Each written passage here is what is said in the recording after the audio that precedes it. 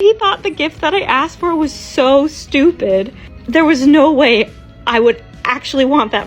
My husband asked what I wanted for Christmas, and I knew exactly what I wanted. It was an item that I had been coveting for a very long time, but it was moderately expensive, so not something that I would splurge on myself. So I sent him a link to purchase it. But then he asked me like 3 or 4 more times exactly what I wanted.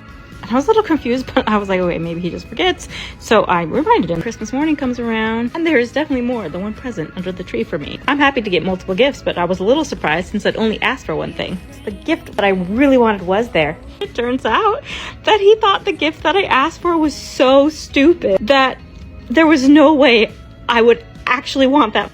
And I think he's making up for the year that he didn't get me anything. I think he still feels really bad about that.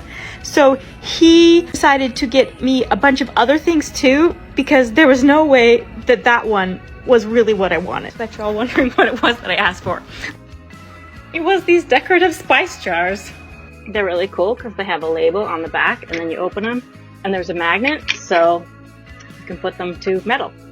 I just love organization, and I also love things that are beautiful. And these are really cool. If you want to know exactly what they are, there's a link in my bio.